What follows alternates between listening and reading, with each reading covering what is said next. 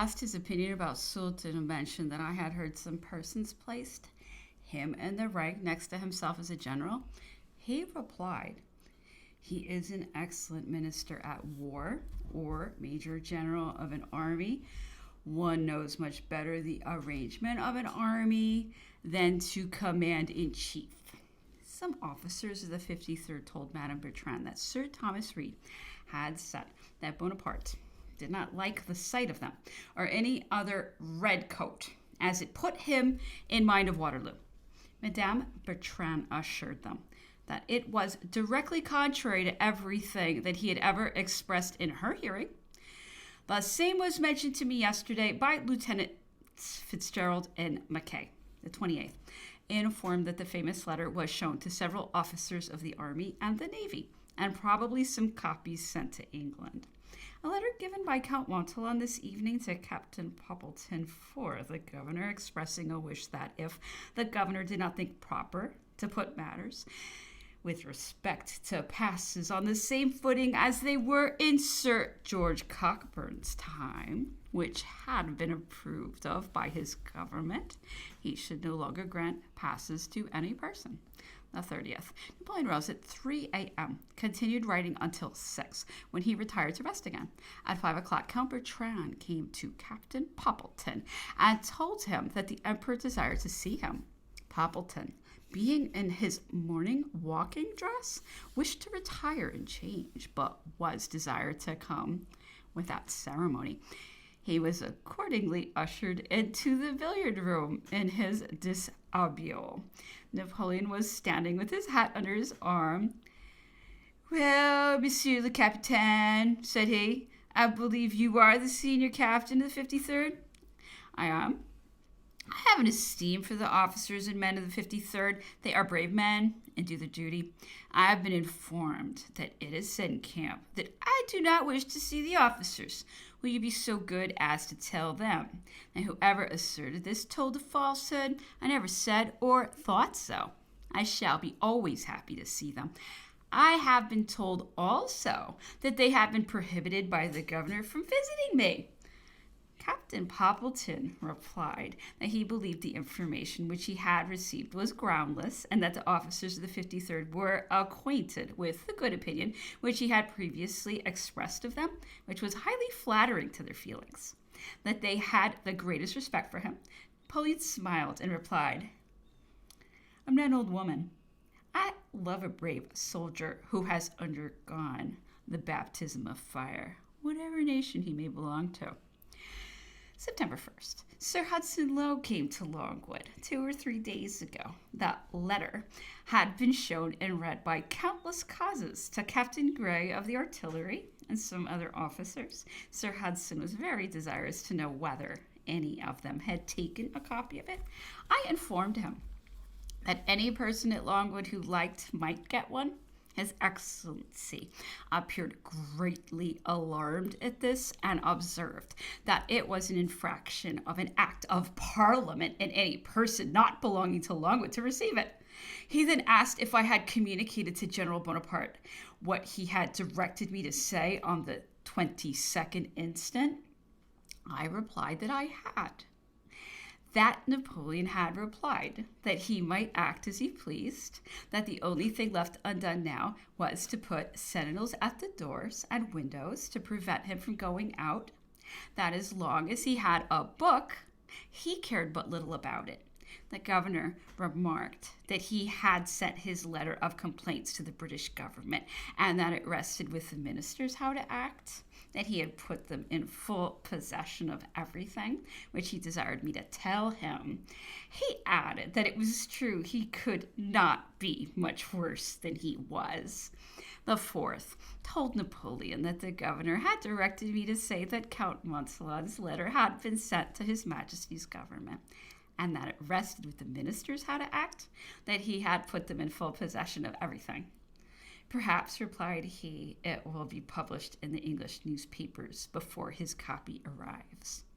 The 5th, Major Gorker came up to Longwood in order to arrange matters with General Monttalon relative to the proposed reduction of the expenditure, at which he begged me to be present.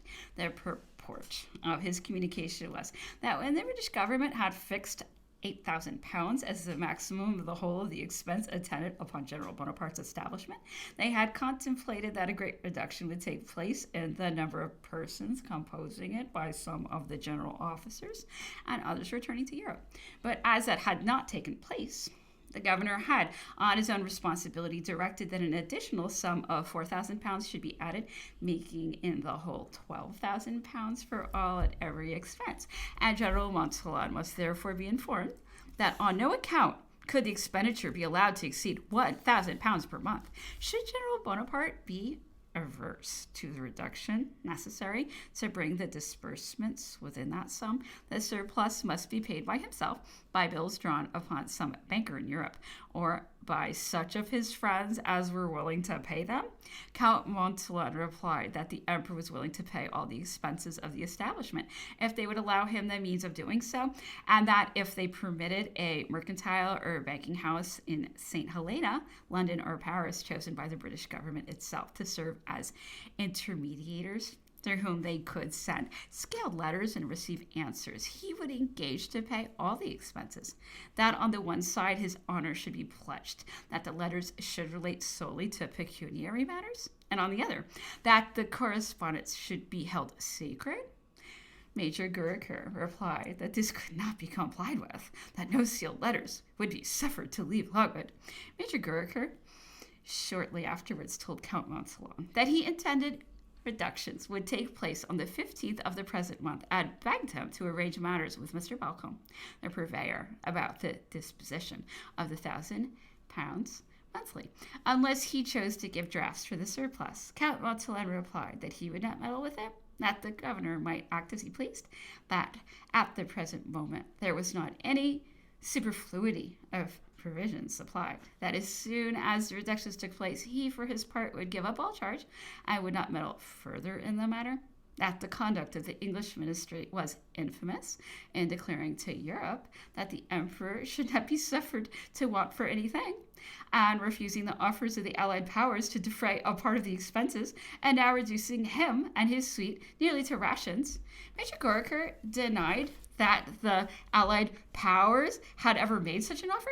Monttalon replied that he had read it in some of the papers. Major Goriker then observed that a great reduction could be made in the wine, that it could be reduced to 10 bottles of claret daily and 1 of Madeira, that at Plantation House the consumption was regulated on the average of 1 bottle to each person. Monttalon replied that the French drank much less than the English, and that he had already done at the emperor's table what he never had done in his own private house in France, i.e., corked up the remnants of the bottles of wine in order to produce them on the table the next day. That moreover at night there was not a morsel of meat remaining in the pantry. Goriker observed that £12,000 a year was a very handsome allowance, about as much as £4,000 in England, replied Monttalon. This business was then deferred until Saturday. Before leaving Longwood, Major Goriker himself allowed to me that the establishment could not be carried on for £12,000 annually, but that he thought a reduction of about £2,000 yearly might be made. I observed that it might, provided that a store of everything necessary was established at Longwood, together with a stockyard, under the direction of a proper person. On the 7th, Major Goriker came up and had a long conversation with Count Monttalon in my presence. The latter told him that orders had been given to discharge 7 servants, which, with the consequent saving of provisions and a reduction of wine, would diminish the expenses of the establishment to about £15,164 annually. But that sum was the minimum of minimums, and that no further reductions could possibly take place. Major Goriker observed that it was nearly what he had calculated himself. However, he still persisted in declaring that on the 15th, not more than £1,000 per month would be allowed. Count Montalon then, after renewing the offer made on the last conversation, said that as the emperor was not permitted by the English government to have access to his property, he had no other means left than to dispose of his property, and that accordingly a portion of his plate would be sent to the town for sale in order to obtain the sum required monthly. In addition to that, allowed by Sir Hudson Lowe to provide them with the necessaries of life, Major Goricourt said that he would acquaint the governor with it. Sir Hudson Lowe, accompanied by General Meade, who had arrived a day or two before, came up and rode round Longwood. He appeared to point out to the general the limits and other matters connected with the prisoners. At night, Napoleon sent for me and complained of a severe headache. He was sitting in his bedroom with only a wood fire burning, the flames of which, alternately blazing and sinking, gave at moments a most singular and melancholy expression to his countenance, as he sat opposite to it with his hands crossed upon his knees, probably reflecting upon his forlorn condition. After a moment's pause, "Dottori," said he, "can you make a man sleep who is not inclined? This is beyond your art. I have been trying in vain to procure a little rest. I cannot," continued he. "Well, cure a little rest. I cannot," continued he, "well comprehend the conduct of your ministers. They go to the expense of 60 or 70,000 pounds in sending out furniture, wood, and building materials for my use, and at the same time send orders to put me nearly on rations and oblige me to discharge my servants and make reductions incompatible with the decency and the comfort of the house. Then we have aide de camps making stipulations about a bottle of wine or 2 or 3 pounds of meat.